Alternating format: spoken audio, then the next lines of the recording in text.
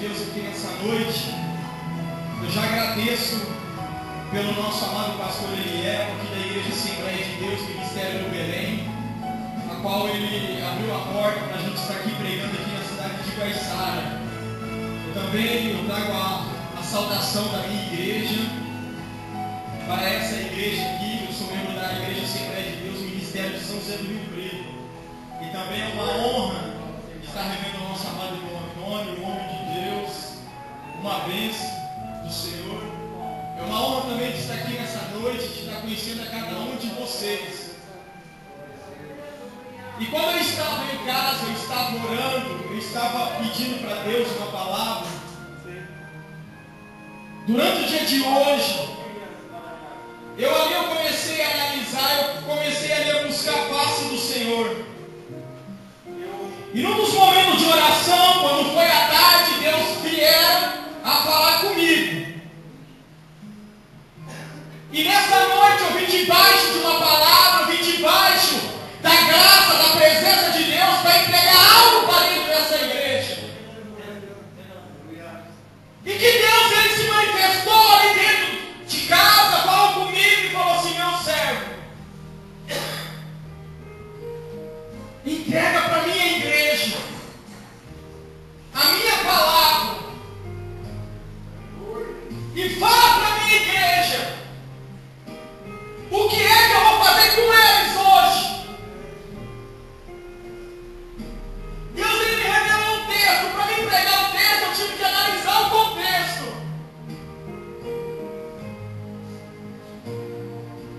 E ali Jeová falando comigo, o Espírito Santo me dando a direção. Quando eu comecei aqui a analisar o livro de Mateus, o Evangelho de Mateus. Para quem não saiba, o Evangelho de Mateus, ele foi escrito para os judeus. O Evangelho de Marcos, ele foi escrito para os romanos. O Evangelho de Lucas foi escrito para os gentios. Mateus, ele apresenta aqui, irmão, Jesus como cumprimento e esperança profética de Israel. E aqui Mateus ele cumpre as profecias do Antigo Testamento. Quando eu comecei a analisar mais fundo dentro deste livro, Mateus ele vem do nome hebraico que significa dom de Deus. E Mateus aqui ele tornou discípulo de Cristo.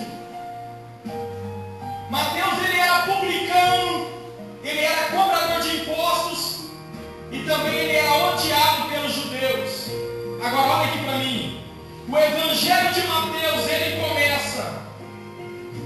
ele começa falando uma lista de antepassados de Jesus. Ou seja, ele liga, olha aqui para mim, ele liga o Velho Testamento com o Novo Testamento.